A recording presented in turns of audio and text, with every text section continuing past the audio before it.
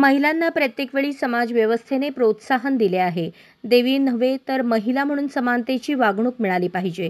महिला सक्षमपणे विविध क्षेत्रात कार्यरत आहेत. महिलांनी न डगमगता पुढे गेले पाहिजे.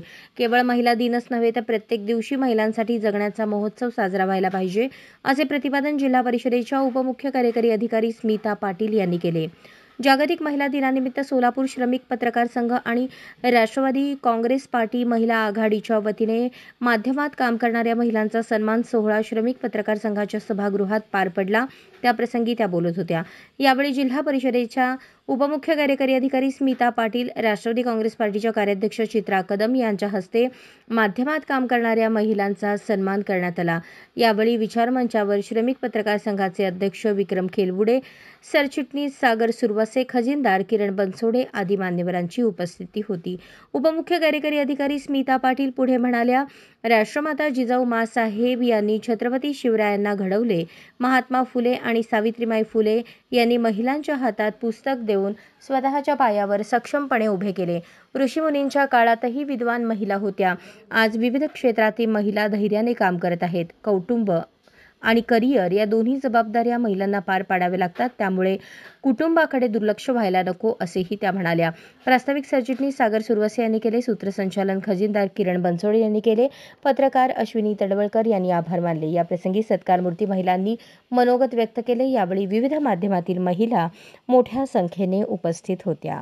आपण श्रमिक पत्रकार संघाचे अध्यक्ष विक्रम बापू खेलवुडे, तसेच चित्राताई आणि सर्व उपस्थित मान्यवर, आज आपण मला या कार्यक्रमाला बोलावलं त्याबद्दल मी सर्वप्रथम आपली आभारी आहे.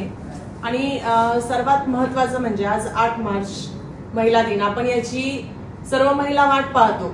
हा एक दिवस आपण सर्व सेलिब्रेट करतो, पण मला असं वाटतं, आता ताई बोलल्या त्याप्रमाणे, हा एक दिवस सेलिब्रेट न करता आपण प्रत्येक दिवशी स्वतःला, म्हणजे या दिवशी आपल्याला खूप छान वाटतं, आपण वेगळ्याच विश्वात असतो, त्याप्रमाणे प्रत्येक दिवशी हा आपल्या जगण्याचा महोत्सव व्हावा. या पद्धतीनं आपल्याला आपलंही वागणं असावं आणि समाजाचंही असावं. आपण पाहिलं तर आपण भारतीय स्त्रियांना दोन्ही सावित्री आपण पूज्य मानतो. जी पुराणातली सावित्री आहे, जिनं सत्यवानाला मृत्यूच्या दारातून आणलं, ती सावित्री आपल्याला पूजनीय आहे. पण त्याचबरोबर ज्या सावित्रीनं आपल्या हातात पाटी दिली, ज्या सावित्रीनं आपल्या हातात पुस्तक दिलं आणि आज आपल्याला आपल्या पायावर उभं करून आपली एक स्वतंत्र ओळख निर्माण करण्याची संधी दिली, ती सावित्री मात्र आपल्याला परमपूज्य आहे. आपला वारसा जर आपण पाहायचा म्हटलं, आपण पुराणात जर पाहिलं तर आपला भारतीय समाज हा कायमच स्त्रियांना उच्च दर्जा देतो. आपण पाहिलं तर पुराणामध्ये घोषा असेल, अपाला असेल, गार्गी असेल, मैत्रेयी असेल, या स्त्रिया त्या काळात सुद्धा विदुषी होत्या. विदुषी म्हणजे विद्वान स्त्रिया होत्या, ज्या ऋषीमुनींच्या कालावधीमध्ये, त्या कालखंडामध्ये त्या त्यांच्याशी वाद घालून, त्यांच्याशी म्हणजे त्यांची वैचारिक बैठक इतकी होती की त्या वादामध्ये त्या जिंकत होत्या.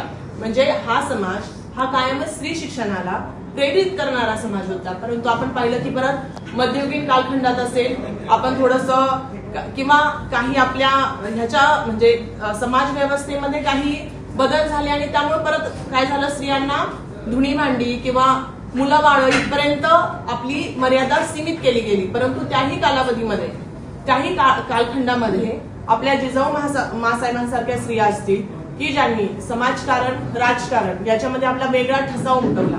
त्यांनी शिवबासारखं महान व्यक्तीला घडवलं. आई म्हणून तर त्या ग्रेटच होत्या, पण त्याचबरोबर त्या उत्तम समाजकारणीय होत्या, उत्तम राजकारणीय होत्या. त्यानंतर आपण पाहिलं असेल तर आपल्या समाजानं रजिया सुलतानसारख्या एका महिला शासनकर्तीला स्वीकारलेला आहे. त्यानंतर आपण पाहिलं की जेव्हा या महाराष्ट्रावरच मुघलांचं आक्रमण झालं आणि महाराष्ट्राचे छत्रपती म्हणजे संभाजी महाराज गेले असतील, राजाराम महाराज गेले असतील, त्यानंतर महाराष्ट्र कोणी वाचवला? तारा राणीनं वाचवला. म्हणजे या महाराष्ट्रानं छत्रपती म्हणून तारा राणीनं काम पाहिलं. म्हणजे ती कुणाची मुलगी होती? सरसेनापती हंबीरराव मोहित्यांची मुलगी होती. म्हणजे या महाराष्ट्रातल्या स्त्रियांना, या भारतातल्या स्त्रियांना कायमच समाजानं, कुटुंब व्यवस्थेनं प्रोत्साहन दिलेलं आहे पुढे येण्यासाठी. आज आम्ही, आता ताई असतील त्या राजकारणात काम करतात, आम्ही प्रशासनात आहोत, पण आम्हाला जेव्हा आमच्या कुटुंबाकडून पाठिंबा मिळतोय म्हणून आज आम्ही सक्षमतेने हे काम करू शकतो. मला माहितीये की मी माझ्या शालेय जीवनात असेल किंवा माझं सिलेक्शन होईपर्यंतचा काळ असेल, माझं लग्न होईपर्यंतचा काळ असेल, माझ्या वडिलांचा खूप खंबीर पाठिंबा आम्हाला होता. त्यामुळं आम्ही बहिणी आमच्या पायावर उभं राहू शकलो. आणि लग्नानंतर बघितलं तर आज माझ्या मिस्टरांचा मला खूप खंबीर पाठिंबा आहे, म्हणून एवढी मोठी जबाबदारी मी पार पाडू शकते. म्हणजे आपल्याला काही निसर्गदत्त जबाबदाऱ्या या समाजाने लादलेल्या आहेत किंवा निसर्गाने लादलेल्या आहेत, त्या तर आपल्याला टाळता येत नाही. महिला दिनाच्या खूप साऱ्या शुभेच्छा सगळ्या महिला शक्ती या ठिकाणी सोलापूर श्रमिक पत्रकार संघामध्ये आलेल्या आहेत. त्या सर्वांचं स्वागत देखील मी या ठिकाणी करतो. तर सोलापूर श्रमिक पत्रकार संघाकडून गेल्या अनेक वर्षांपासून महिला दिनाच्या निमित्ताने माध्यम क्षेत्रात ज्या महिला काम करतायत, मग त्या वेगवेगळ्या स्तरावरती असतील. कोणी पत्रकार म्हणून प्रत्यक्ष वार्ताहर म्हणून काम करता आहेत, कोणी डीटीपी ऑपरेटर म्हणून काम करता आहेत, कोणी जाहिरात विभागामध्ये काम करतायत. या सर्व म्हणजे पत्रकारितेशी संबंधित ज्या सर्व क्षेत्रामध्ये ज्या सर्व महिला ज्या आहेत, ज्या काम करतायत, त्यांना खरं तर वर्षभरामध्ये एक हक्काचं सन्मान, एक हक्काचं व्यासपीठ मिळावं या उद्दिष्टाने सोलापूर श्रमिक पत्रकार संघाचे अध्यक्ष विक्रमबापू खेलगुडे यांनी ही संकल्पना राबवली आणि गेल्या अनेक वर्षांपासून ही परंपरा जी आहे ती या ठिकाणी सुरू करण्यात आलेली आहे. खरं तर आपण पाहतो की महिला म्हटल्यानंतर ती पूर्वीच्या काळामध्ये ती अबला अशाच पद्धतीनं तिचं वर्णन केलं गेलेलं होतं. मात्र आपण पाहिलं की जर आपली परंपरा पाहिली, छत्रपती शिवाजी महाराज असतील, महात्मा फुले असतील किंवा अन्य जे कोणी महापुरुष झाले, त्या सर्वांच्या पाठीमागे एक स्त्री शक्ती जी आहे ती कायमपणे नांदत होती आणि ती कुठेही स्वतः पुढे न येता एक ताकद पुरुषाला देण्याचं काम या महिला शक्तीने पूर्वापार केलेलं आहे.